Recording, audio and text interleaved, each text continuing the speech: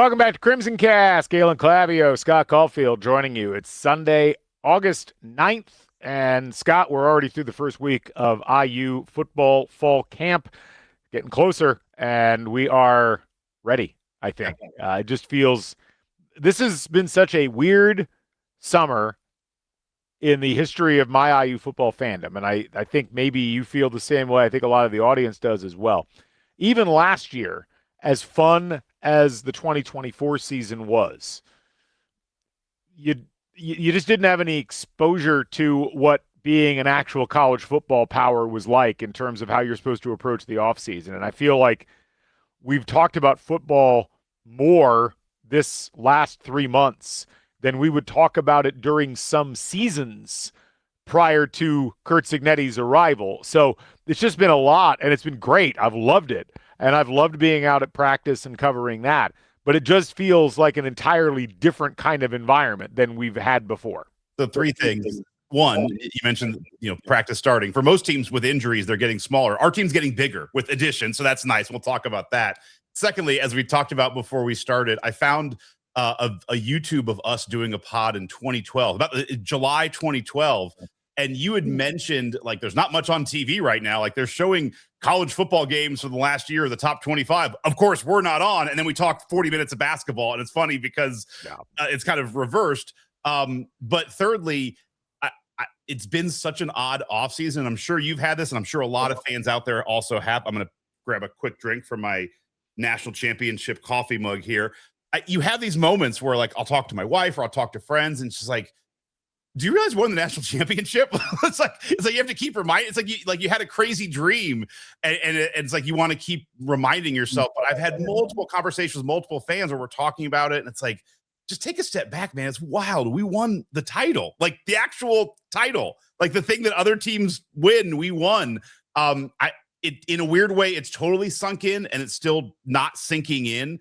And I almost, in a weird way, I don't want the season to start, because then it's like last season becomes more history than it already was, even though it always will be. But it's a weird mix of emotions, but I still have those, I'm pinching myself moments throughout the year. I've gotten past the pinching. But it's more now, I feel like I have an obligation as a podcaster to be all in, not just on what's going on with IU football and the roster comings and goings, but also all in on what's going on elsewhere. Yeah. And that's been an adaptation, because I think, and Grace and I talked about this a little bit in a different vein on Wednesday, there's a professional aspect to being a college football fan, like a hardcore college football fan, where you really do need to dig into the sport as a whole. And I think for a lot of years, Indiana fans felt so marginalized and on the edge of the college football environment that it's like, why do we care what Ohio State or USC is doing with their rosters in the offseason? It doesn't affect us in any way, except maybe we'll lose that game by 14 points instead of 30 points. And now it's like, nope, I need to know that USC's starting center went down with a season-ending injury. I need to know that Ohio State is having to replace all these guys on defense. It has such a different importance to it now. Well, even more broader, we have to know what's going on in the SEC and the top levels of the ACC, because we'll be playing those teams in the playoff. Correct. Whereas before, it felt like we were flying a drone and everyone else was flying an airplane at 30,000 feet. It's like, well, the two shall not meet. Yeah. Now it is like, what is going on with Georgia? Because there's a chance we're going to bump into them in the CFP. So we've been working on that, and we'll keep you posted on our progress. But I'm actually happy the season's going to start, because I can stop thinking about what might happen when the season starts. But your point is well taken also. Yeah. Anyway, before we get started, just a couple of reminders. We are brought to you by Home Field Apparel, your place to go for the finest in college fashions, the softest fabrics, the coolest designs. Check out Home Field's website for an amazing array of sports apparel, and it's everything: T-shirts, long sleeves, quarter zips, hoodies, hats, bucket hats, just a bit of everything. And you can use the code HOME23 and get 15% off your first order. Home Field going to be coming out with some new product. We're waiting for them to drop it as they get ready to support yet another college football season.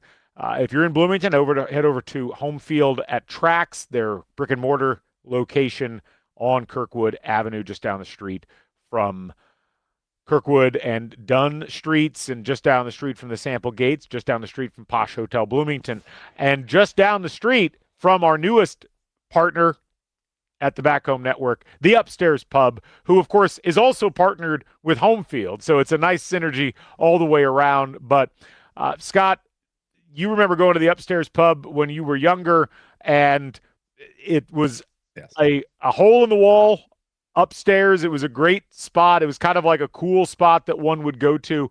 And folks, it's still got that side of the Upstairs Pub, but there's so much more there now. They have absolutely blown it out and have created what is really one of the unique spots in all of Bloomington to watch games. Let's take a look at what the Upstairs Pub looks like now with the options, especially on the new sports bar side.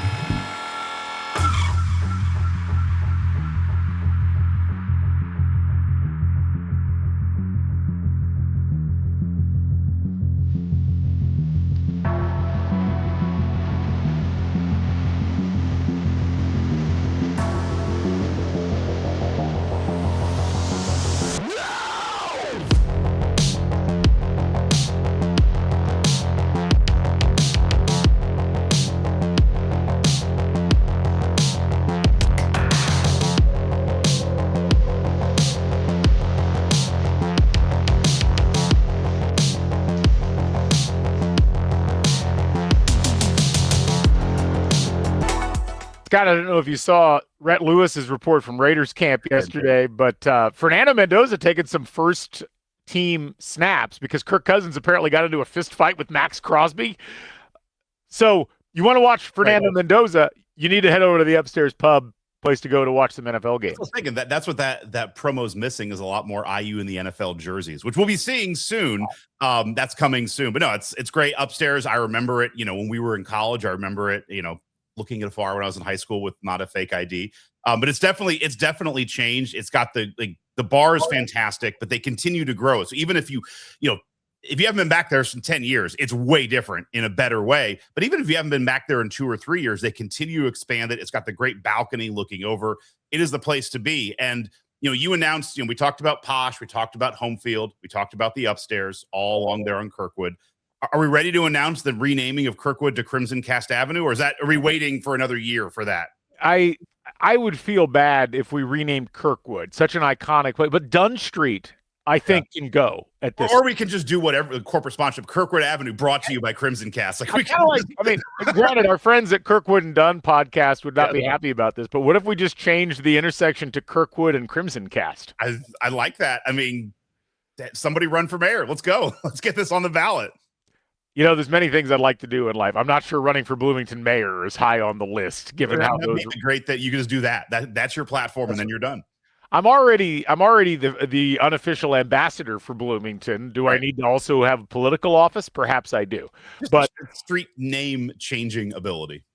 That's really what I want more than anything else. But no, we're thrilled to be partnered with the Upstairs Pub, and we'll have a lot more information and news on that moving forward. But again, head up to the Upstairs Pub for the next game that you want to watch. Check out the kitchen, and we'll look forward to chatting with you more about Upstairs Pub throughout the course of this upcoming season. We've got some special events to announce. We're going to hold those for a little bit because we wanted to get to our first topic first. Actually, I want to start with something you mentioned, Scott, which is Hoosiers in the NFL. And Fernando Mendoza, everybody knows about, but there's been some really good news for some IU players that are out there. There was some really bad news earlier on this week for those who missed it. Mikhail Kamara, who was in 49ers camp, unfortunately suffered a torn ACL and was cut by the 49ers soon after. That is really sad news for Kamara, as great as he was for IU the last couple of seasons, but we wish him the best in his recovery. On the more positive side of things, we've gotten reports that Khalil Benson, who was the right tackle for Indiana for last year, suffered with some injuries, is apparently getting starter reps with the Kansas City Chiefs at their right tackle position. And Lewis Moore, who was undrafted but got picked up by the Dolphins, is trending towards being on that roster. So you throw that in alongside Kalon Black and Elijah Surratt and Riley Nowakowski.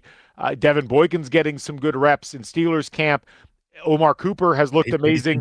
He's getting highlights on catches from Geno Smith. Yeah. D'Angelo Pons has looked amazing. I mean, this group has been amazing to watch as IU players. It's awesome to see so many of them making their mark in NFL training camps across the country. No, I'm preparing for my fantasy football drafts. I'm sure many people are. And I'm like, can I get five Hoosiers on my team? Which years past it would have been insane. No, it's awesome. And what's really cool is it feels like this is the first of many waves of players coming in. Maybe we'll never get to that like LSU Alabama level, but you look at the team this year, it's like, all right, Charlie Becker, Nick Marsh are probably there. Like if Hoover has a great year, he might probably get drafted, and then other people, linemen, coming back. So it feels like it's the first of many years where you're just going to continue to see more and more Indiana players on rosters. Yeah, it's got a trend type feel to it where, Indiana's placed players in the pros. Ian Thomas has played for several years, and Dan Feeney has played for several years. There was always that 1 year right around when Antoine Randall won or was like trending for MVP in the Super Bowl, where he threw the flea flicker pass in the Super Bowl.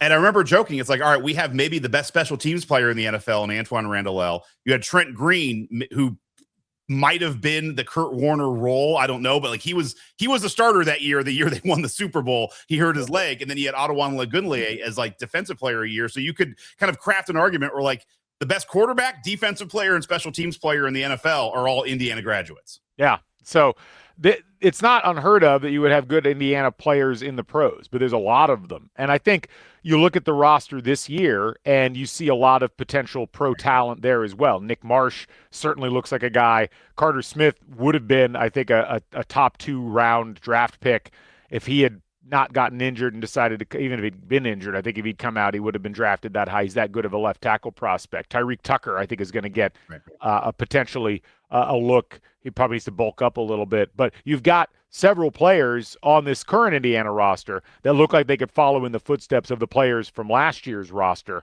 And that is exciting. But again, it's a different kind of thing where you've always had pride in IU players in the pros, but to have this volume of players in the pros is a different kind of reality. And I am interested to see how it plays out. And I do feel like, Indiana, this is where sometimes you run into challenges because the NFL looks for the physical outliers. Right.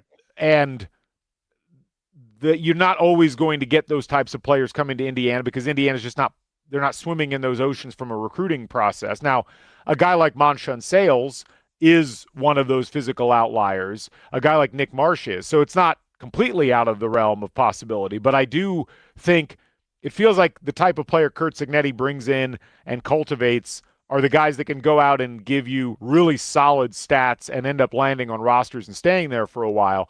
That will be interesting to watch for Indiana as they move forward.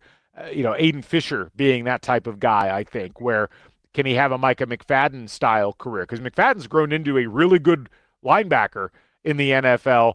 That will be, I think, worth watching as we move forward. Yeah, no, I completely agree. And to me, those are the selling points. It's not like, a Nick Marsh getting into the NFL because he's probably somebody who would have gone to had he gone to Indiana at any point in any coaching tree, probably would have gone to the NFL. It's more like an Omar Cooper Jr. or like Elijah Surratt, where they don't blow you off the page with their physicality, but what Cignetti and that team has been able to teach those guys in route running and blocking and their ability to detail and then showing their athleticism above that. It's like, that's what helped get Omar Cooper Jr.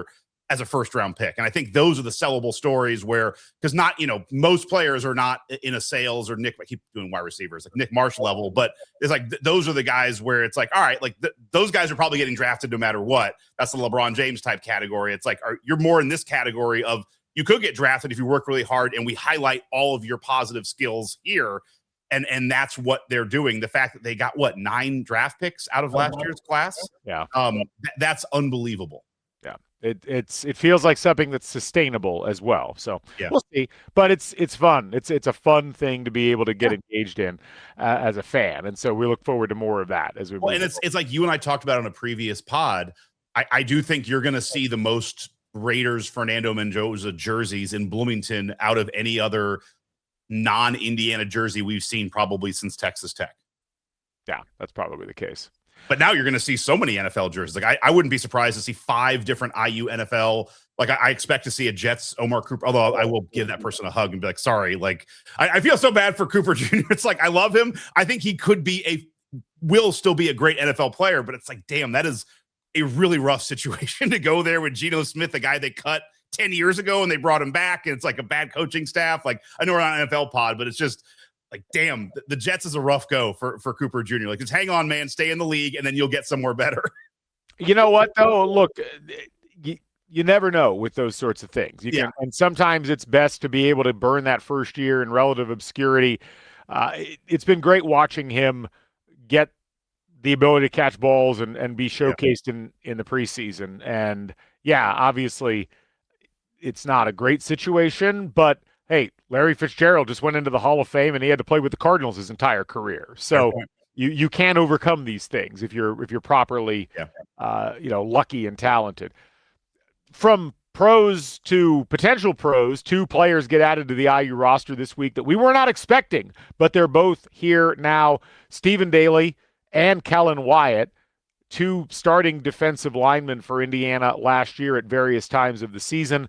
Thanks to the ruling by the court in Colorado, have eligibility. And this eligibility looks even more solid now, given that the Protect College Sports Act did not even come up for a vote in the Senate. It seems unlikely that their eligibility is going to change at this point. There's always the possibility that you could have a reversal on appeal of the judge's ruling that allows the 2022 class, which both Wyatt and Daley are a part of, to have that 5th year of eligibility. But if we just put that stuff aside and focus on the idea that these guys are on the roster, Indiana got significantly better on the defensive line, essentially by doing nothing more than having this ruling happen and having both these guys be available and ready to come back into the squad, because neither of them made an NFL roster, largely due to the injuries that they suffered last year that they were still rehabbing from. So they're both coming off of injuries, and Stephen Daley's happened, less than 7 months ago. 9 months. Yeah. But here's my question for you. We were taking them aside, 4 weeks ago when we were looking at this team. We were both discussing and talking about how both of our lines were really the strengths of this team, like the O-line and the D-line. So it wasn't like we were going into this year, excuse me, thinking that our D-line was going to struggle. Like, we were already very happy with the D-line. It's very possible to ask you this, like, could Stephen Daley and Kellan Wyatt both be starters on this team this year for a D-line that we already thought was going to be really good? Just kind of expound on that a little bit. The idea that you had a good D-line and you're basically bringing back 2 guys who aren't just like going to be helpful and good. It's like these guys could be by week 3 or 4, once they kind of get the rust knocked off and get back from injury. Again, assuming they're back from injury at 90 to 95% healthy, you could just be adding 2 guys who are starters to a D-line that was already going to be one of the best in the country, if not Big Ten, if not the country. No, it's entirely possible. And you may see them both in starter level roles, not on the D line. Like, Daley would start on the D line potentially. Wyatt could move to linebacker. Yeah. And I think it just depends on what Bryant Haines wants to do with his personnel set. Do they want to go back to the 4-3 that they were largely running last year, where they had to get Bones Jones on the field and they already had Aiden Fisher and Elijah Hardy? Do they want to go to a 2 linebacker set and have 2 edge rushers and then 3 interior defensive line? Do they want to have 5 defensive backs? There's just so much flexibility, and where I've landed on this is, they could be starting, but I think the more important impact for both of these guys coming back is that they provide depth and rotation that will remain at starter level quality regardless of who you've got on the field. And obviously we'll have to wait and see how things play out in training camp or in fall camp, but the reality is, when you look at Daley and Wyatt on top of, you've got this core at the defensive tackle position of Tyreek Tucker and Mario Landino, and you've got Josh Burnham on the edge, you've got Osun Somney from Kansas State on the edge, you've got Obi Atsor, who's probably going to play more in a more of a tackle role. You've got Ndukwe coming back, as we've talked about on the show. The ability to rotate all of those guys and do what some of the great teams have done, which is essentially say, hey, you're only going to get 60% of snaps instead of 80% of snaps, but you're going to be real fresh. And those 60% of snaps are going to be a lot more impactful than if you're out there playing all the way into the fourth quarter. Scott, you and I used to sit here and talk about how Indiana would run out of gas in the fourth quarter against teams like Ohio State and Michigan because they had the luxury of having starter-level quality in their second and third string. On the defensive front especially, it feels like Indiana has now crashed that party. They've entered that echelon. No, I completely agree. The other thing that I love with this, and I'll say this as I was already not concerned about this team's ability to keep the same mentality with Cignetti as at the helm.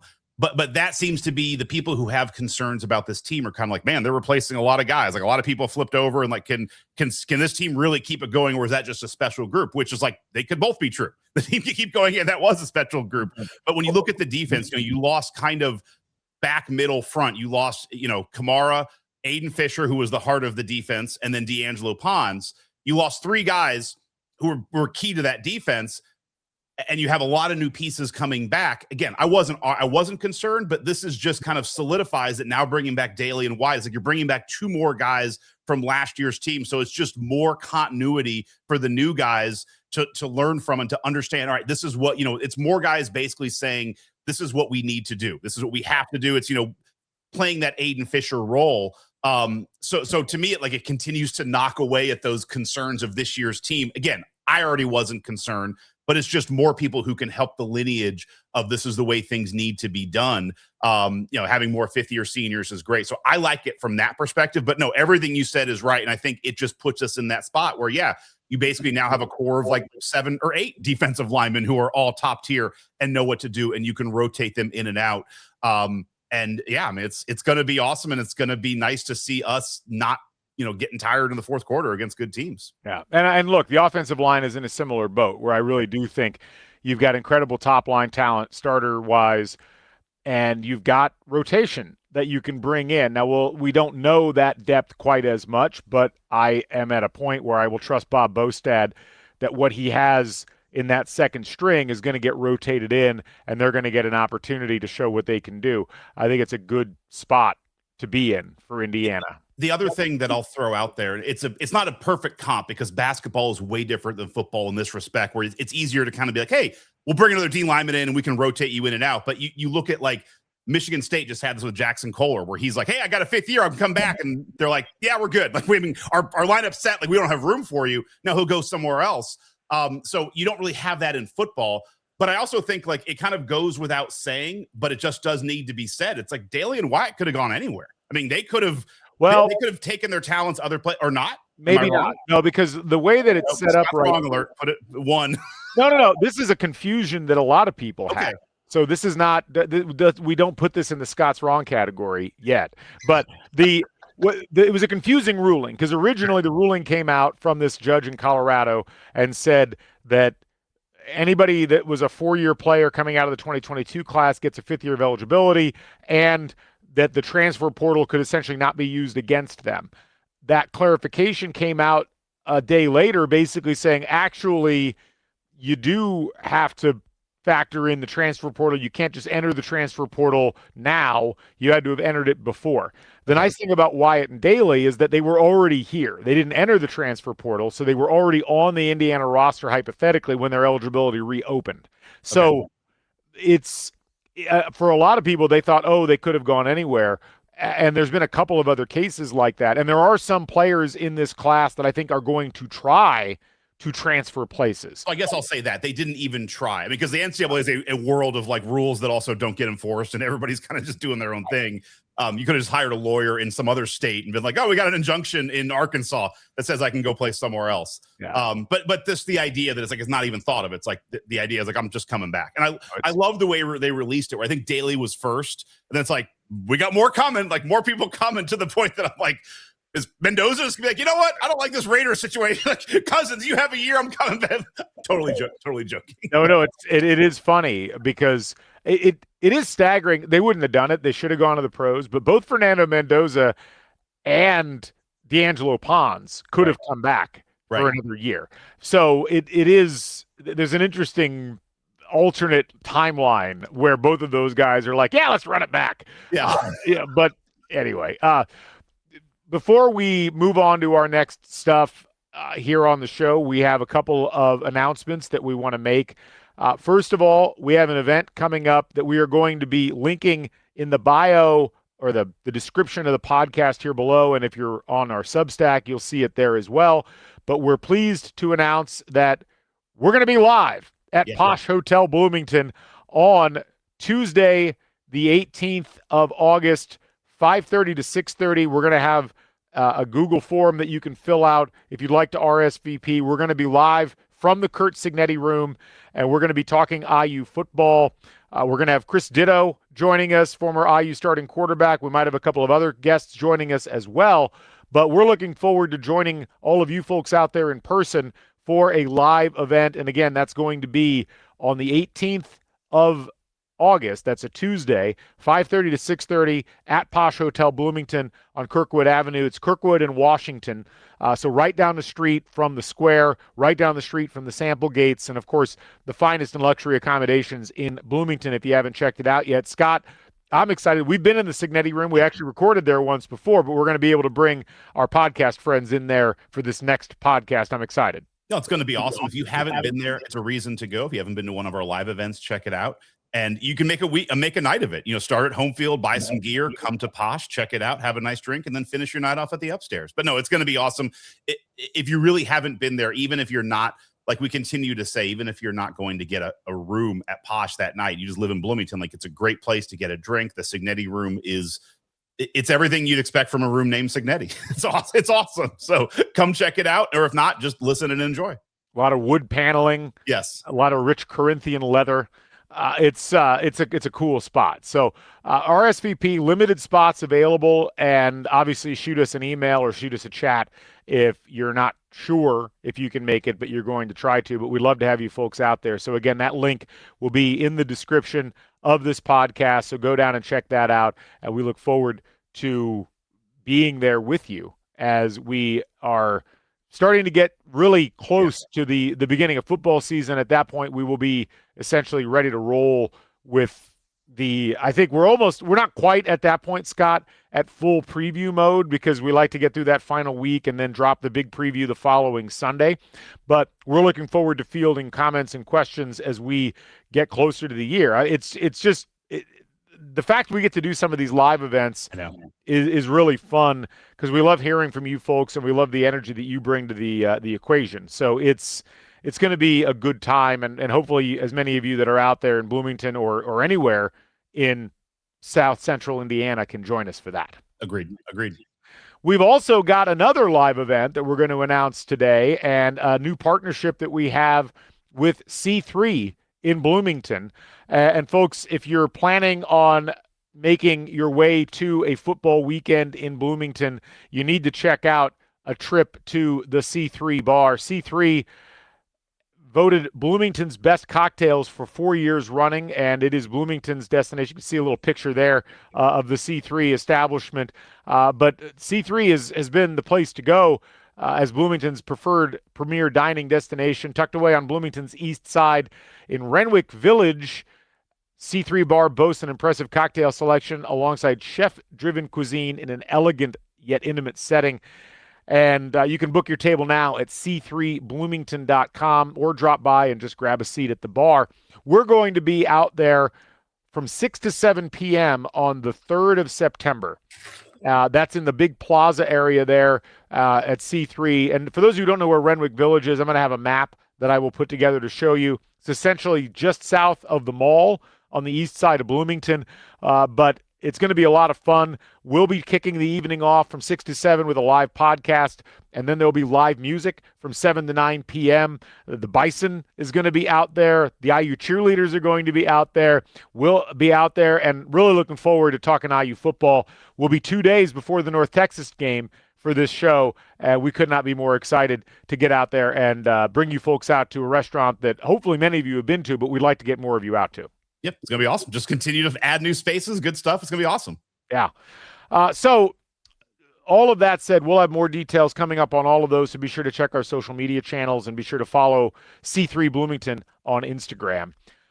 Scott, we had several questions that came in from the audience, and I just wanted to try to dive into as many of those as we could. And many of them are football themed, some of them are not. We're not going to be able to get to everybody's questions. Love you people. You always throw questions at us, and I always feel bad that we can't hit all of them. But this first question from our Discord from Oxford: the first 4 games might not give us a ton in terms of real lessons due to the opposition. That being said, are there anything specifically we can look for that may be more likely to translate to games against better opponents? So I'll start with this, like an easy one. I think if you remember back to last year, one of the big storylines it felt like for those first 3 games was Fernando Mendoza getting into rhythm with his receivers. And I think especially in the Old Dominion game, and even a little bit at the beginning of the Kennesaw State game, it just felt like Mendoza was a bit off in terms of his timing. And so I would keep an eye on that with Josh Hoover. And, we heard from Charlie Becker during the course of media availability this week how much Josh Hoover's been working on timing and reaching out to his receivers. I think that'll be something to keep an eye on, because even the best quarterbacks sometimes struggle to gain rhythm with players that they've never thrown to before. And you're not just watching Hoover build chemistry with guys like Becker and Davion Chandler and LeBron Bond. It's also building with guys who he's never played with that also came in from elsewhere, like Nick Marsh and Shaz Preston. So to me, that's probably the most important thing, is how comfortable does Josh Hoover look in the offense? How comfortable are those throws to his receivers? I think that's a tangible thing you can look at regardless of the opposition. Yeah, I agree with that. I would also say in that vein, don't get too freaked out. I mean, there were people I remember after that first game at Old Dominion where it's like, man, Mendoza, like, do we take a step back from Curtis Rourke? It's like, no. I mean, no was the answer, but it's like, it's going to take some time to get figured out. You have live play. It's like, it's just, Hoover might be a little more RPO ready, although Mendoza played a lot of RPO at Cal. So I would just say that's the first thing. It's like, no matter what you see, I would take a step back. We're definitely should win all 4 of those games. It may not be the prettiest, and it's also, Cignetti and the staff could be working on things that they know are going to be difficult, and so it may not look pretty. The thing that I'll take away from it, that I took away last year, is when you go back and look, the points scored against Indiana in those first 3 games, Old Dominion, Kennesaw State, Indiana State, was 14, 9, and 0. And Old Dominion, one of those was just one broken play, which wasn't awesome, being the first play of the year. But it's really 2 broken plays. Right. No, great call. Yeah. So, I mean, 2 plays equal those points. But you had, and I'm pretty sure Kennesaw State was 3 field goals. So you had, 2 touchdowns in 3 games, but 2 of them on, no real sustaining, like, touchdown level drives. The defense kind of let you all know early, we're really good and we're going to be good. And then next week they showed you when they played Illinois and only gave up 10 points. Again, no touchdown drives in that game. That was also a blown coverage. Again, not that blown coverages are awesome, but it's not like the defense showed. It's like, all right, none of these teams are going to be able to just come down and do a 90-yard drive and score a touchdown and just jam it down our throat. That's not going to happen. And so I would hope to see, and I'm looking for that again, is does our defense look like they're going to be able to strangulate teams and end things, but also again, I keep saying, like, I'm not expecting anything other than what I expect to see out of a Cignetti team. Are they going to play, bell to bell, so to speak, against Indiana State? Once it became, whatever it was, 52-0, wherever, it's like, all right, I'm sure the defense is like, we want to pitch a shutout. And they did. And, Kennesaw State was probably like, we don't want to give up a touchdown. And they didn't. I'm sure Old Dominion was like, we want this game over. We're about to get our ass ripped because we gave up 2 big plays. But I think I'm going to be looking for that. Like, is the defense still locked in again? Are they looking to pitch complete games? And I think that will be interesting to see what are the point totals and the drive charts of those first couple of games out of the defense.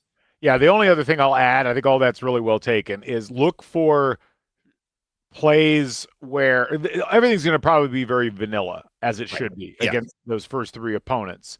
But look for simple processes that are executed that look like they're already in midseason form. Because, look, the chances are all 3 of those teams are going to really struggle against Indiana's defensive front. Where I am interested in is where do they try to concentrate on what they feel is the weakness for Indiana? Do they go after Indiana's secondary? Do we see a lot of throwing the ball with the idea that, well, we got to get over this defensive front, we can't go through it? And then how does the secondary respond? So I think that's the other area I'll be keeping an eye on. And then the last thing is just who's getting reps. Who's getting reps, who's substituting at the offensive line positions, who's rotating at defensive back, who's rotating at safety. Those are the things that I would keep an eye on as you go into those first couple of games, especially because they're elevated versions of what you're doing in practice while not throwing the full menu out there for the opposition to take a look at. And then that would be what I would say. But it's a good question because I think on the one hand, I'm like, I'm just going to enjoy Indiana winning, hopefully by a large margin of points. But on the other hand, I really do think watching how guys play, how they rep, how hard they're working in these games it can be a good translator for how they're going to perform when you actually get into the season itself. Yep. Robot Crowbot asks, hypothetically, if this team doesn't live up to expectations, what happened? And in parentheses, eventually Cignetti has to look human and fallible, right? Right? So maybe not. Go on. No, I mean, I clarify the question. I think you have to clarify is like, what are the expectations for this year then? Because, is it winning a title? Is it making the CFP? Is it making the Big Ten title game? All those things are different. To me, I think, and I don't want to give away too much of our preseason, I think you can't say that the expectation is a national title because those things are they're unique, they're special. And, I've oddly been saying to people, it's like this team could be better, but I can't say that because last year's team went 16-0 and won a title. Like it's very possible this team is better and doesn't achieve what last year's team achieved just because 16-0 in a title is just very unique, as we all know. I would say to me, an expectation would be, competing for a Big Ten title and making the CFP. I think those are very legitimate things that should be expectations. And if those things don't happen, so let's assume that doesn't happen this year. The question was, why didn't it happen? You would say, I think for me, and a lot of this is again our preseason talking points, but for me, I think it would be that, maybe some of the pieces didn't gel together. Maybe we would look back and be like, all right, even though Hoover is probably a step up in talent from what we thought Mendoza was, like Mendoza was unbelievably special and unique. And, you still have to go play at Michigan. You have to play at Washington. You have to play Ohio State at home. I don't see them losing more than 3 games this year on a worst case scenario, but, you're talking about some pretty high. Part of it is the expectations have just raised, but those would be some of the things that I would look at, is that, we would look back and be like, all right, the group that was together was unbelievably special. And it's tough to bring that alchemy every single year when you're doing it year in, year out, and you're trying to get those kinds of expectations. I think that's really fair. I would, and I will delve into this more, I think, as we go further on. The two things that I would say would be if the team doesn't live up to expectations, and I think your expectations are fair. We talked about this earlier on in the week on like what are our expectations, and we've moved off 6 wins in a bowl. Right. Yeah, exactly. But I look at it as the team didn't actually leave last year behind would be one of the reasons why they might not live up to expectations this year. And or there are some misses in the evaluative process of the players that were brought in.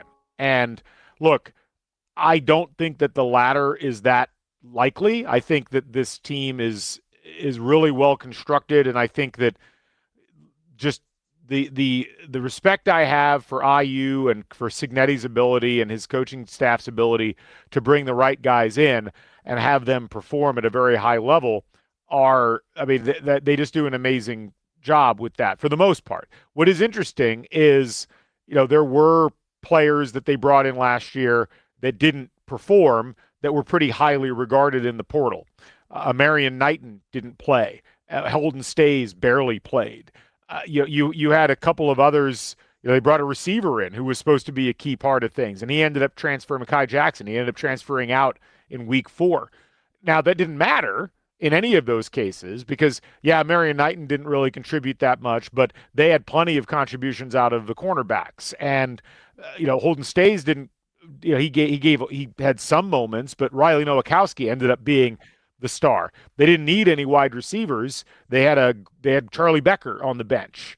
And so that's why I'm not too concerned because when you look at what the rankings were in the portal, even if they miss on a couple of guys, I don't think it's going to be like a systems failure where they missed on a ton of guys. So, but I think that those would be the two scenarios is either mentally the team was not able to escape the disease of more that Pat Riley has talked about or they just missed on some evaluations. I think the first is more likely than the second. I think neither is particularly likely. Can I expound on one other thing though? I mean, the other thing that could always be there is injuries across the board.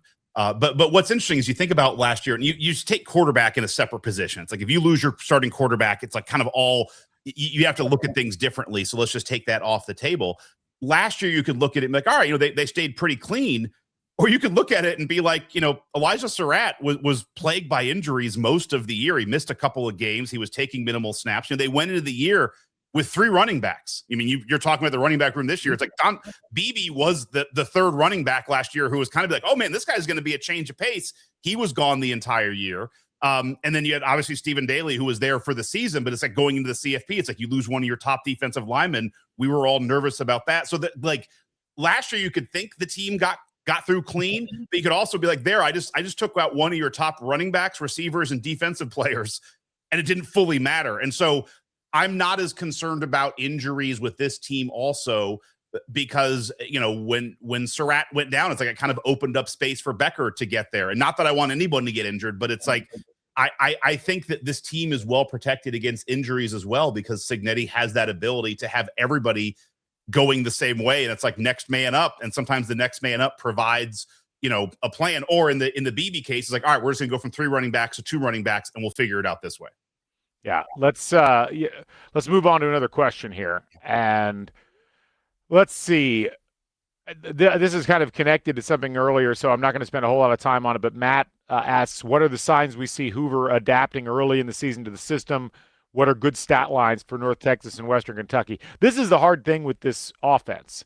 I was watching something on YouTube the other day about Fernando Mendoza in the Oregon Peach Bowl game, which I'm wearing the home field shirt of right now. And it's like he threw 5 touchdown passes, but he didn't even throw for 200 yards in that game because he didn't need to. Because the running game was so dominant. And that's the hard thing with Hoover is I don't know that we're going to get a lot of great statistical indications one way or the other. I think with Hoover, the big thing to watch for is the completion percentage rather than the yards. Because, again, they're likely going to keep this pretty vanilla. And I don't even know that they're necessarily going to want to heavily stretch physically Charlie Becker and Nick Marsh. So I would expect probably a higher number of short and intermediate passes. I just think the thing I'll be keeping an eye on is how's Hoover's accuracy, and is he trying to jam the ball into places that he shouldn't? So it's really more about his targets as opposed to necessarily his stat lines. And I'm also very curious to see how does he look in the RPO system compared to what we saw Fernando Mendoza looking like last year in the same offense. There's a visual. That was the thing with Mendoza that was a little bit concerning at the beginning of last year was Rourke, I felt, looked more confident in the pocket. And the rap on Fernando coming into last year was he's got happy feet. He's constantly running. Does Hoover look more comfortable? And is the pass pro better than it was last year? That's the one thing about Indiana last year was that Mendoza had to shift around a bunch, and that was almost present even early in the season. How much of that do we see in these first couple of games? Yeah, I would be more. I'm going to be more focused on his misses than his hits. Where does Hoover miss on his throws? Is he missing because it looks like it's a timing issue? Is he overthrowing guys? Does it look like they don't have that? I think that you're going to learn more from the misses than the hits. But it's interesting because, again, you look at Mendoza last year. I didn't fully realize this till looking at it right now. He started and ended the season with games where he threw no touchdowns, like zeros and zeros for Miami and Old Dominion. Old Dominion, he threw for 6.2 yards an attempt, the lowest of the entire season. So if you come out of the Old Dominion game you think, my God, they gave up 2 touchdowns, and Mendoza, threw for 193 yards at 110 rating, no touchdowns, 6.2 yards an attempt. It's like, man, this guy's just dinking and, is he going to go for the big plays? And it's like within 2 games, Indiana State, it's not the same opponent, but it's like there he's throwing for 13 yards, an attempt for 290 yards and 5 touchdowns. Like, I would say calm down, but I think the misses are going to be instructive of like, all right, where are things that need to be worked on? Yeah. Let's jump to another question. So Matthew Coughlin asks, who in your opinion is a more impactful returner, Kellan Wyatt or Stephen Daley? Man, that's a tough one because I think Kellan Wyatt actually has more positional flexibility, which might be more impactful just in terms of his down in, down out contributions. People forget how good Kellan Wyatt was to start the season last year. And it just like his ability to potentially play at linebacker as well as on the defensive front gives you a flexibility that I feel like a coach like Bryant Haines craves. You want to have the ability to move people around and maintain that level of unpredictability in the pass rush and where it's coming from. Now, that said, Stephen Daley demonstrated his athletic freakishness last year. The guy was a track star in high school, but he also happens to be 280 pounds. It doesn't, like, he defies physics. The TFLs last year and the sacks in the games that he played were not a mirage. So from a pure play-by-play basis, I think Daley is the more impactful of them if he's able to come back 100%. Now, everything we've heard and what I saw at practice this week, he seems to be close to 100%. Patellar tendon injury normally takes somewhere between 6 and 12 months, which is a big window.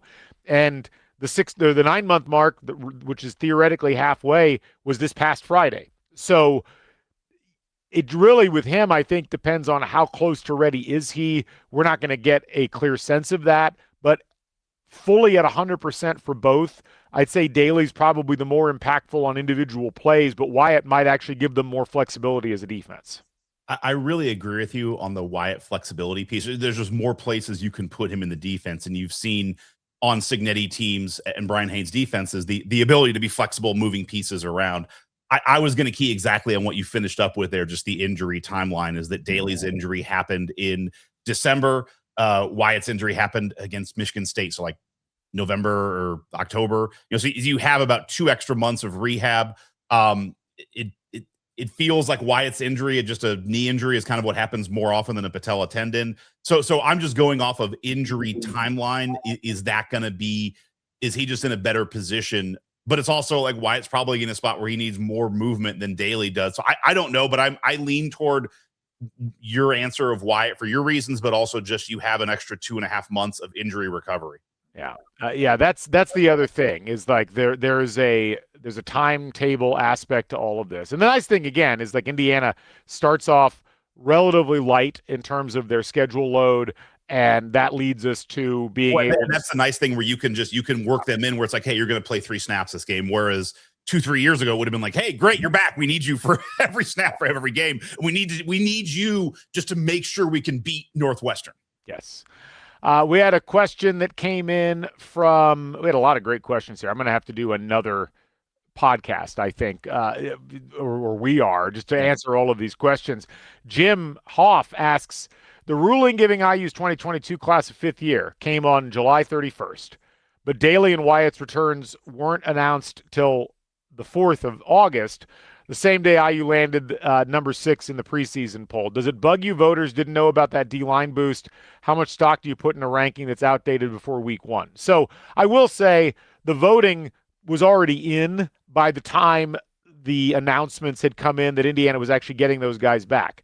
And look, I don't know that anybody really had it on their radar that this could happen, or that they would have thought that Daley and Wyatt would have been ready. That's a really big, impactful change. I'm not going to blame the voters this time around because, again, it's the coaches poll and I just don't take it seriously. I am interested in seeing how the AP poll, when it comes out, decides to deal with this. My feeling, Jim, is that they're still going to rank Indiana 4th, 5th, 6th, somewhere in that range, because a lot of people in their minds, when they look at the rosters, even with Daley and Wyatt, so many people still view college football entirely through the prism of how much talent do you have accrued. Indiana still, by that metric, is not in the same echelon as Oregon or Texas or Georgia or Notre Dame. And that is probably why, even though Indiana, I think, has the best defensive front in the country with those two guys back, they'll probably still get ranked below some of those other teams. Yeah, I mean, it's one of the things I wanted to talk to you about. It's the and again, I don't care because we're past the point of, last year being ranked 18th. It's like, all right, there's a world where you got to exceed expectations in your season to make the CFP just because you're ranked theoretically low enough where you're not going to get benefit of the doubt. One early loss last year. If we would have lost that Iowa game, we probably would have been close to being out of the ranking. Well, I guess we had already beaten Illinois. So anyway, if we lost that Illinois game, that would have just bumped us out of the rankings, and we're fighting to get back in the entire year. You start sixth, it's sixth or third is really immaterial. Like, it just becomes, it would have been cool to be ranked first. It is odd that we are sixth, but yet we have the second most votes for first place. I haven't seen that in a while, and that leads to some people had us unbelievably lower than we should have been in their rankings, which is fine. Keep sleeping on us. But to the question, I'm not too worried because no matter what, we should win our first 4 games. By then, Texas and Ohio State will play. One of those teams will lose. And so we'll at least move up to 5th. If somebody else stumbles, we'll be at 4th. And then at some point, we'll be playing Ohio State. And if, we get to that game undefeated, we win that game, we're back to where we not even should be. As long as you're in this realm, you're going to make the CFP. And we now have room. If we have one of those stumbles, I don't see us falling into, the 2021 range, 20 range of ranking if we lose one game early. Yeah.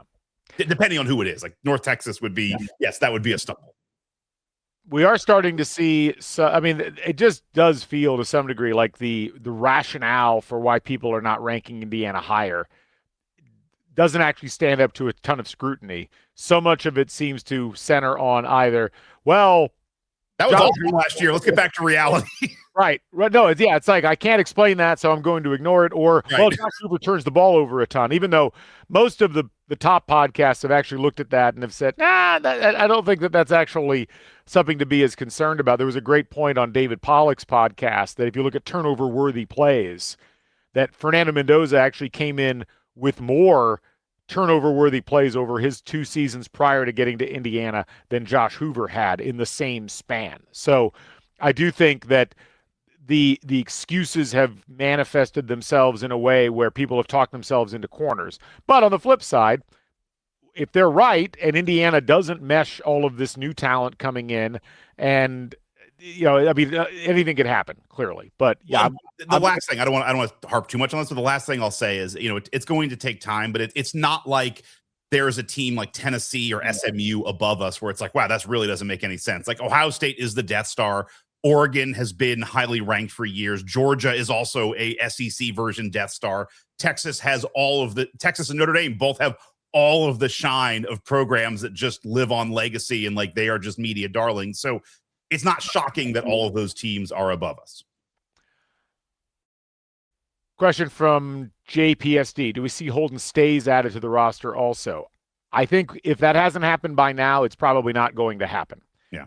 And again, I think it's important to note that there are roster spots that have to be accounted for, and there were probably 1 or 2 players that ended up getting shuffled out in advance of Stephen Daley and Kellan Wyatt. The fact that we didn't see anything like that happen on the offensive side probably tells you what you need to know about the Holden Staes situation. But there's always possibilities. You never know what's going to happen. And I think the thing to keep in mind is you had a banged up tight end room throughout the spring. And, Curt Cignetti, the first statement that he made when he came into the press room on Wednesday was, well, we got through the first day of camp and no one got injured. And this is always the thing. And again, we saw, I mentioned it earlier, USC starting center out for the season with an injury he suffered in fall camp.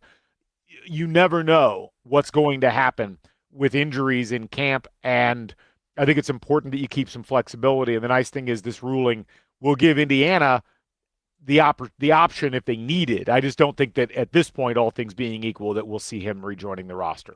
Well, just back to the injury thing, like you never know what's going to happen. This is where I love the fact that Cignetti runs these, 90-minute practices, just, tight, efficient practices, not, the more you practice, the more you're kind of extending that injury risk window open.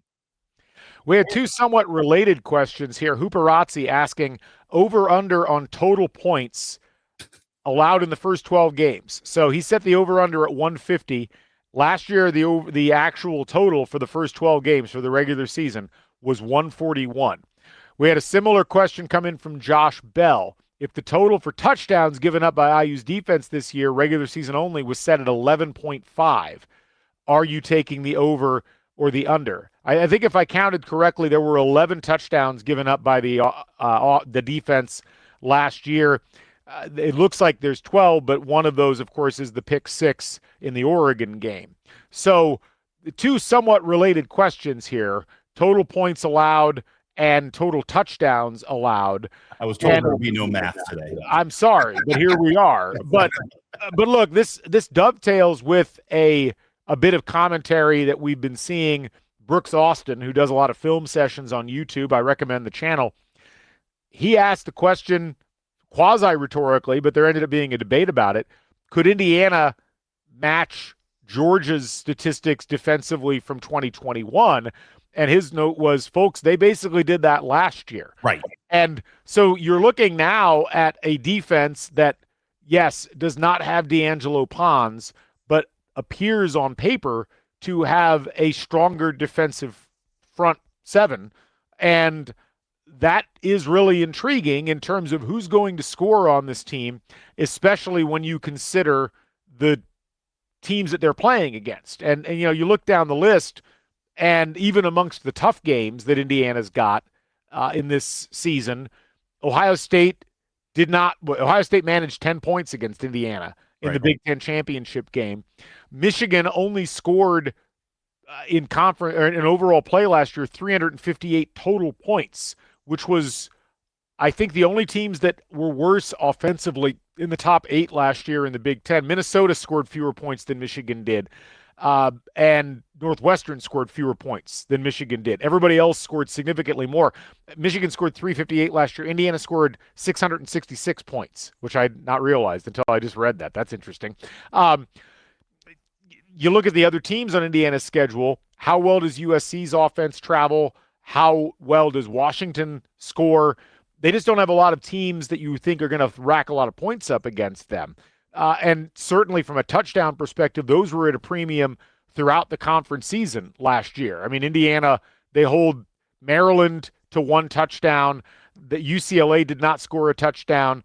Wisconsin scored a touchdown, and that one almost doesn't count. Given that it was that may be a special teams touchdown instead of an offensive touchdown. Purdue didn't score a touchdown. Illinois scored 1 touchdown. Iowa scored, I think, 1 touchdown, and Michigan State scored 1 touchdown. So going against the roster of teams they're playing this year, Northwestern, Rutgers, Nebraska, Purdue, how do they, Minnesota at home, do those teams score enough touchdowns to make it a challenge for Indiana in terms of that 150 mark or the 11.5? What are your thoughts on this? So I have my answer. Just came up with it, but I will say I was giving you time to do math, by the way. I appreciate it. I was using fingers and toes over here. It is funny you mentioned that, those of us in the Indiana football realm, we were noticing those stats to the 2022 Georgia team and our defense. And that's what I think is also giving, some of the national media trouble with this team is it just throws you off the scent where it's like, you look at it just like, all right, well, they have a Heisman Trophy winning quarterback. So that's a quarter, normally that's a team that passes a lot. It's like, nope, on offense, we're actually a running team. If you really look at us, like we run first and then we pass. It's like, okay, that's an offense first team. It's like, nope, actually our defense is probably better than our offense. So it's like, we're just a weird, you keep turning, an onion, you keep ripping apart, but the thing is, every time you open the onion, it's like, it's a better part of the team. It's like, nope, we're better there. Nope, we're better there. Anyway, I broke the games up into little quadrants. So the first 3 games, North Texas, Howard, Western Kentucky. I'm going to give up 1 touchdown in those 3 games. That's kind of how I mentally thought of it. You have 2 games against Northwestern and Rutgers. I'm going to say it's another touchdown in those 2 games. You then have Nebraska and Ohio State. I'm going to say 3 touchdowns in those games. You have a road game, you have a tough game against Ohio State. I'm also just kind of factoring in like quarter touchdowns along the way that should be adding up. You then have 3 more games: Michigan, Minnesota, USC. I'm going to say 3 more touchdowns across those 3 games. I'm not going game by game. And then you have Washington and Purdue, which is really just Washington, because I don't think Purdue's scoring a touchdown again. But I'm going to say 2 for Washington. Just, again, kind of maybe not quite them, but a residual. There's 1 more around there. That gives me 10 for the year. So I'm solidly on the under, and I might have been a little aggressive on some of those. Because like you said, even the tough games that we played last year, Ohio State, we gave up 1 touchdown. Iowa, we gave up 1 touchdown. Oregon, the defense gave up a touchdown. So I guess we have to say, if we have pick sixes and, special teams touchdowns, where do those count? But I'm comfortable taking the under, and that's me showing my math and showing my work. Congrats. Thank you. We appreciate your efforts on this. I just can't believe we're having this conversation. I just want to remind everybody that in the 21, 22, and 23 seasons, Indiana's defense surrendered 399, 407, and 359 points in those consecutive years. I thought you were going to say touchdowns. Well, no. I don't even want to think about that. But it is remarkable what Bryant Haines and his staff have done with this defense. You're witnessing a greatness we've never seen on the defensive side of the ball at IU. And I think that both of these questions go right to that. And this idea that this defense will be, if everything works out, this will be hell for opponents to have to deal with. And that's exciting. That's a good spot to be. All right, Scott. Are you under? I'm going to wait. Okay. I'm going to wait until I've actually done all of my calculations. So it's a good question. I'm going to put a pin in it. I think here's the thing. I'm going to move on. Next, I'm not going to make you answer. The last question I have before we wrap up for you that I wanted to talk about is just the Purdue AD comments. We have to take a moment to talk about that, as it got roasted across online. I want to get your thoughts, although we can get your thoughts on the New York Times or the Athletic. I'm reading pieces on the Athletic, and it's like, oh, there's Dr. Galen. Like you're now the #1 call for dumb Purdue comments. Congratulations on that, amongst other things. But just a complete self goal. And I think the thing, an own goal, yeah, own goal, self goal. Well, we can call it whatever we want. Not a huge. I'm still learning soccer. Let's be inclusive, my friend. The thing that I think is funny is like the few people who tried to connect it, like, well, Cignetti came in brash. Like Cignetti didn't promise anything. He just said other teams sucked. Like that's a big difference between like, hey, we win championships, which you don't, or you can go there if you don't want to. It's like, but they do. Like it was just such a bad comment. Even the way he was reading it, it felt like he had put it on AI, and as he was reading, you could kind of see him being like, oh, this was the wrong thing to say, but I'm in the middle of a press conference and I'm saying it.